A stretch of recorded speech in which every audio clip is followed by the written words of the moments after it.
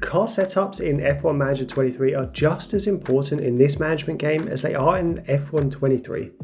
While car setups in F1 23 will make your car easier to drive and faster, in F1 Manager 23, car setups will provide nice bonuses for your drivers, which will make them faster and more consistent during qualifying in the race. If you really want to maximise your driver's pace in F1 Manager 23, you need to master car setups. In this video, I'm going to show you exactly how car setups work, which is essentially a mini-game that you play throughout the practice sessions, and then I'll show you how to get 100% setup satisfaction with both drivers every race weekend. Now, car setups in this year's game work almost exactly the same way as they did last year. You get 5 different options to tweak, which in turn change your driver's confidence. These are your front wing angle, your rear wing angle, your anti-roll bar distribution, your tyre camber and your toe out. Now, as well as these setup options on the left hand side of the screen, you'll also notice 5 additional blue bars in the middle of the screen. This indicates your driver's setup satisfaction. Now, these areas are oversteer, braking stability, cornering, traction and straights. Now, it is important to say right away that the actual car setup on the left isn't track dependent. For example, you don't necessarily need to reduce the front and rear wing for fast tracks like Monza or Spa. Instead, you just need to focus on moving the setup bars to keep the white bars in the middle of the screen inside the blue range. While tweaking your car setup on the left panel, you'll notice the white bar on the right hand side moves, with different areas of the car setup changing various elements in the setup satisfaction screen. Your goal when tweaking your car setup is to simply ensure the white bar in the setup satisfaction screen remains within the blue range. During the practice sessions, as you put in more and more runs and time on track, these blue bars will shrink, making it harder to keep the white bars within the blue range. To the right of each area of the car setup, you'll see the driver feedback, and this will range from bad to good to great and finally optimal. Then below this feedback is a percentage which indicates how close to a perfect 100% car setup you are. Every time the driver completes a long enough stint on track, these setup comments will change to indicate how close you are to the perfect setup in each area, and the blue bars will also shrink after each practice run. So I want to run through my exact process for achieving 100% setup satisfaction or close to it every single time. The first thing to do is jump right into the first practice session. We'll utilise all 3 practice sessions to get that 100% setup satisfaction, and if you simulate or skip these sessions, your setup satisfaction will improve, but you likely won't get close to 100%. So I'd really recommend actually playing each practice session for maximum gains. Now, at the beginning of the first practice session, the blue bars will be pretty large. All you need to do for the first practice run is ensure that the white bars are within the blue range, roughly in the middle somewhere. Once you've made any adjustments to your car setup to ensure those white bars are within the blue range, head over to the tyre compound window, choose some hard tyres or mediums, then change your run plan to around 20 laps. I'd always recommend a first run of at least 20 to 25 laps, as the longer your runs, the faster the track acclimatization will increase. Also, it's essential to give the drivers enough time on track to give you all 5 setup feedback comments. If they only get to 3 or 4 out of 5 and then pit, the setup feedback won't be complete and it will slow down this whole process. Generally, your driver will complete their setup testing and feedback on the car setup after around 15 or so laps, but try to keep them out on track until you've hit the 20 lap number for the first stint. You can track your driver setup feedback by keeping an eye on the comments icon in the practice goals screen. It will start by reading 0 out of 5 and slowly increase throughout the practice run. Once it hits 5 out of 5, your driver will pop up with a setup feedback.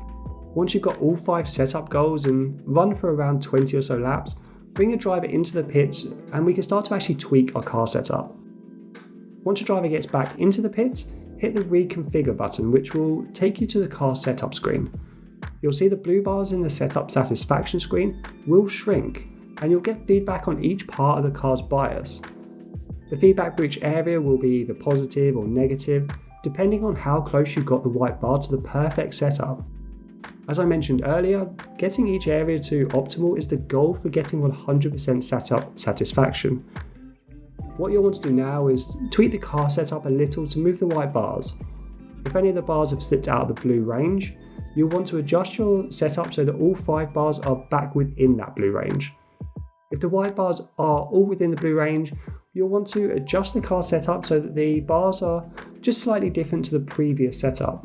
This will help us narrow down and find which direction to adjust our car setup for future runs. You'll also notice that when you move the setup, there will be two blue markers that indicate the best setup so far, and you can also see white markers that sit just above and below the bar as well. I'll touch on these a little more after our second practice run, as it'll become more clear on how these work then. For now though, you'll want to make your adjustments and then choose your tyres and run plan once again. If you still have life left in your tyres, you may be able to use the same set again for your second run. If the tyres are looking too worn though, choose a new set of tyres. Then change the run plan again to around 20 laps and send your driver back out on track. Although this time, we won't keep the driver out for the full 20 laps. Instead, as soon as they provide all 5 setup feedback, which is indicated by that number next to the comments icon, you can safely call them back into the pits and we can reconfigure the car setup.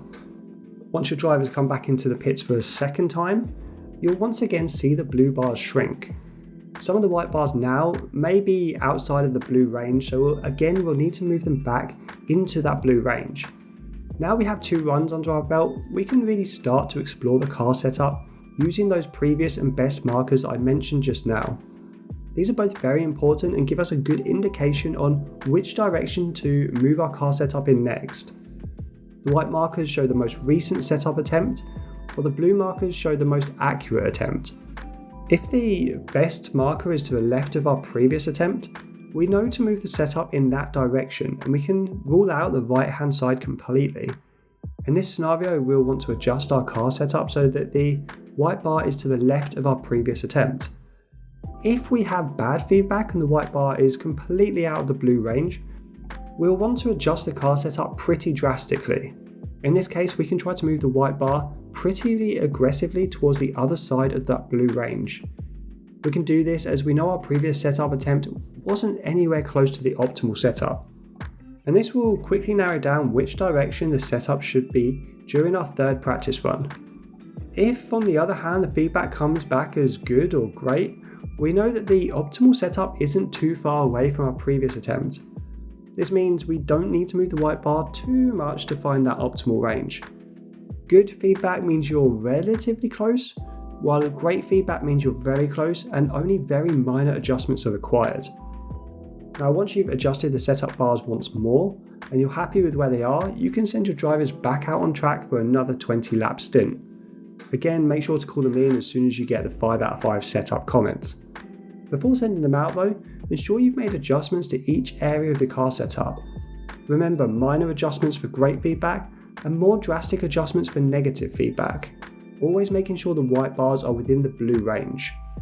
At this stage, while we're really refining the car setup, it's important to know which setup changes actually affect certain parts of your setup satisfaction. It can be frustrating trying to get all white bars in the blue range, as each setup change adjusts the car setup in multiple areas.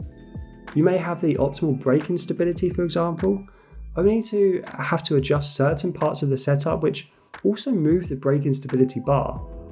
If this does happen, you may need to then adjust another part of your setup to get the braking stability bar back to that optimal range.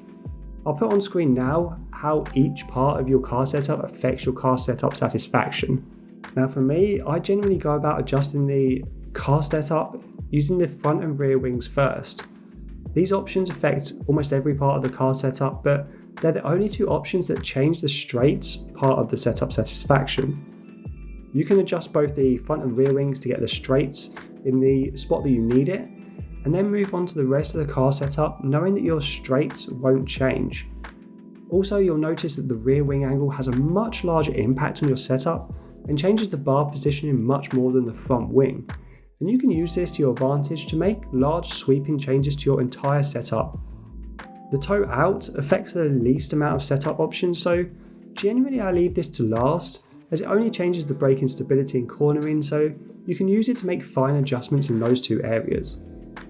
After completing 3 practice runs, you'll now have a much smaller window for the setup, with the blue bars being much smaller.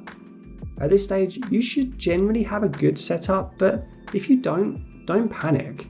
There are 3 practice sessions, so you can use all of them to really fine tune your setups.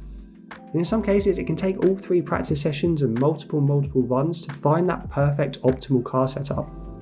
After your 3rd practice run, you'll most likely be making smaller setup tweaks to fine-tune the car. Remember to look for those blue and white markers that indicate the best and previous setup attempts. You'll have a pretty good idea by using these bars in which direction the optimal setup is.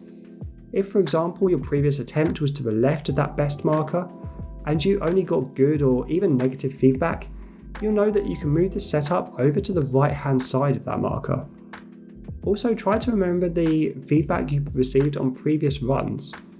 If the feedback changes from great down to good or bad, you know you've gone in the wrong direction with your setup. You can then readjust the setup back towards the best marker or over to the other side of it. Once you have the multiple parts of your car setup satisfaction in the optimal range, you'll only want to make very minor adjustments. You should focus on making adjustments to the part of the car setup that isn't optimal, but you won't want to move the areas that are optimal. Try to focus on making setup changes that affect things in smaller increments. These are your front wing, your toe out, and your tyre camber. Generally, you won't want to adjust your rear wing sort of the further you move on, as that makes very drastic changes to your whole setup. Now, this may require you to adjust a few areas of the car setup to ensure you move the bar you need, while keeping the optimal bars exactly where they need to be. After continual tweaking, if required, you should be able to get the white bars to their optimal range for both drivers across the 3 practice sessions. Sometimes you may luck into a great setup early on, while other times you'll be made to work a bit harder for it. But following the tips I mentioned during this video, especially keeping your eye on those previous and best markers, will always get you closer to the optimal setup in F1 Manager 23, and this will reward your driver with the highest amount of confidence for the rest of the weekend. If you do get 100% setup satisfaction before practice 3, I'd still recommend running through the rest of the practice sessions, as these will increase your track acclimatization, which will also help your driver's confidence come the race. Let me know how you find the car setup in this year's F1 Manager game, and let me know if you have any tips that help you kind of get to the optimal setup quicker. But for now guys, enjoy these tips and I'll see you on track.